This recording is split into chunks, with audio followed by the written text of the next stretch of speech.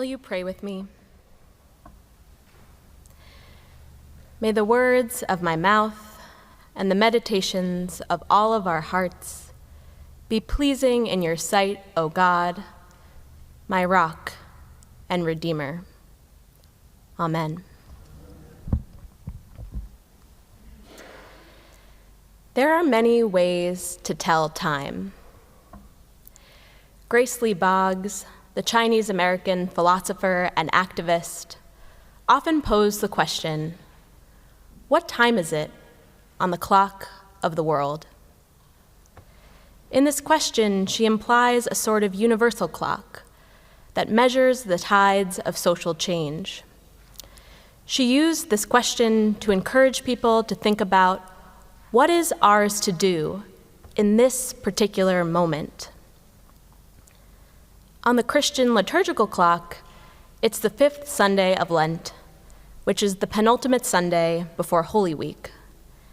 We are right before Palm Sunday, where Jesus will make his triumphant entry into Jerusalem. The reading today is slightly ahead of us. In John's account of Jesus' life, our story comes after Jesus enters Jerusalem. It's a turning point. The narrative is picking up speed, which is why there's so much going on in this lesson. In the story, a group of Greeks clamors to see Jesus. Jesus says that the hour of his glorification has come. He becomes troubled, faltering, before recommitting to his mission. The heavens open. God says that he will, in fact, glorify Jesus. The bystanders are confused. Jesus ends with an ominous and hopeful warning. When he is glorified, the ruler of this world will be driven out, and all people will be drawn to him. It feels like the scene before the intermission of a play. We know that something is about to happen, but we're not entirely sure what. We hear repeatedly the words, hour, time, now, glory. Jesus, too, is concerned with telling the time. On the clock of Jesus' world, the hour has come for the Son of Man to be glorified.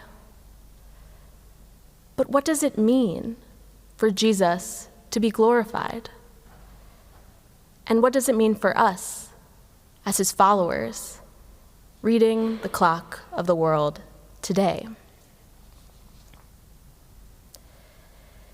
The image that Jesus gives us of his glory is not the singular exaltation of a king that he just received entering Jerusalem. The image that he gives of his glory is collective, and it begins with a grain of wheat. After proclaiming that the hour of glory is here, Jesus tells a short parable. He begins, "Very truly I tell you," or "Listen closely." He continues, "Unless a grain of wheat falls into the earth and dies, it remains just a single grain. But if it dies, it bears much fruit." Dying, the grain bears much fruit. Living, the grain remains a single grain. A more literal translation would be that the living grain remains alone. The verb remain is used over 40 times throughout the Gospel of John. In those contexts, it means something else, perhaps the opposite of remaining alone. In those contexts, it means to abide with, to dwell with, to become intimately united with someone. It describes the indwelling, not only between God and Jesus, but between God, Jesus, and all of creation. So what is being contrasted here in this parable is a solitary life versus a collective life. The grain cannot be glorified unless it becomes intimately united with soil, water, and sun. Then it becomes more of itself. Then it bears much fruit. We cannot be glorified. We cannot become more of ourselves unless we are intimately united with God and with our neighbor. Glory, it turns out, is a collective endeavor. Will we be the grain of wheat who remains alone? Or will we be the grain of wheat who abides with, dwells with God and our neighbor?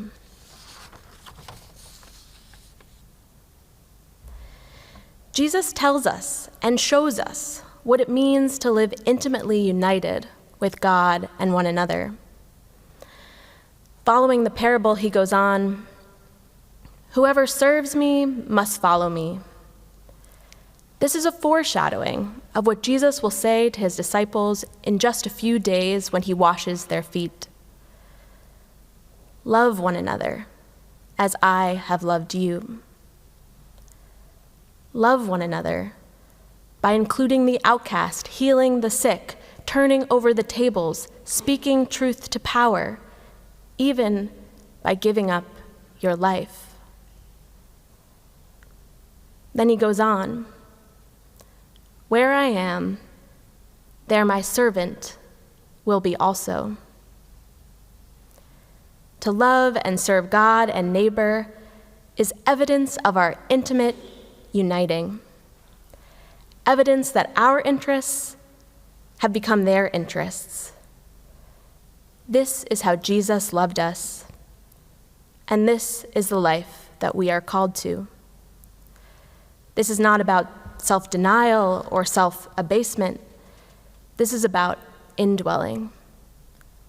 I in you, and you in me. Let's be clear, though. This kind of collective life requires something of us. It is costly. We see this cost when Jesus faces his death. The text says that Jesus' soul, the very core of his being, is shaken with fear. He's only able to recommit to his mission.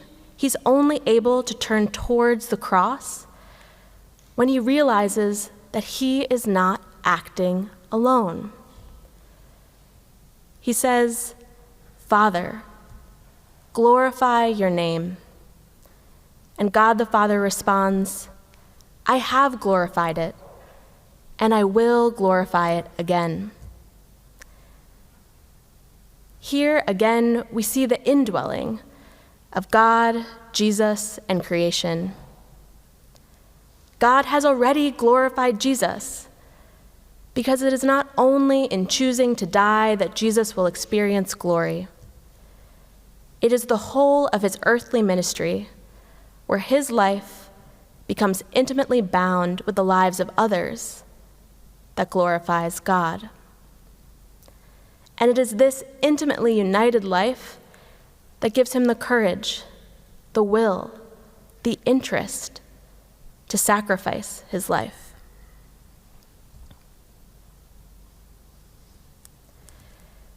We too are at a turning point.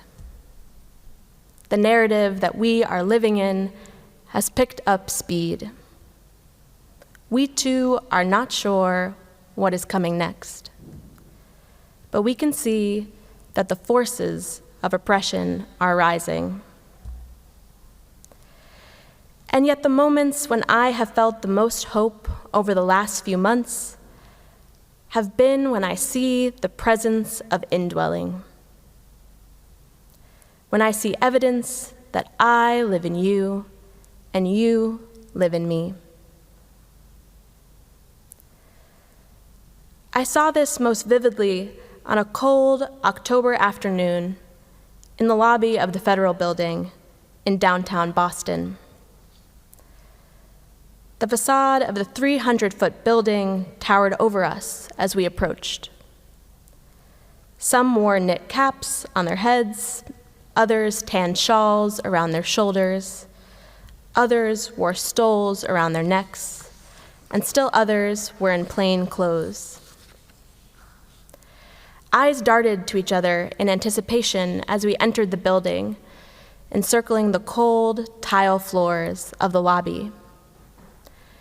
We were an interfaith coalition, intimately united in our grief over the unfolding violence in Israel and Palestine, and intimately united in our understanding that I dwell in you and you dwell in me.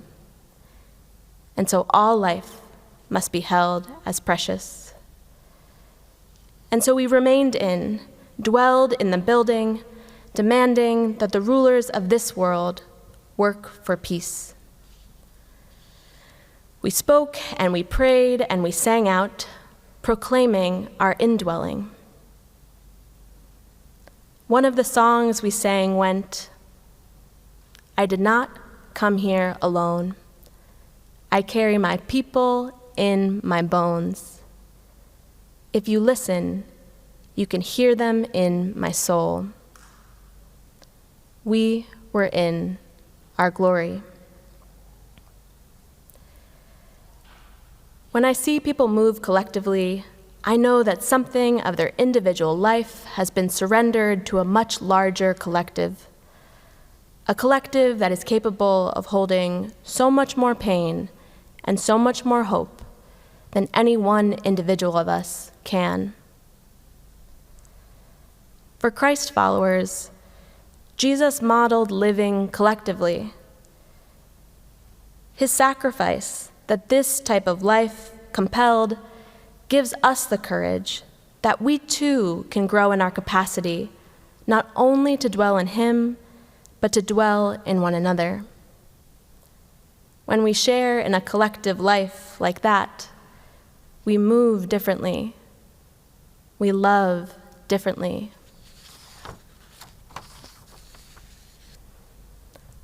So what time is it on the clock of the world? Is it still the hour of glory? The hour when we will choose to live collectively?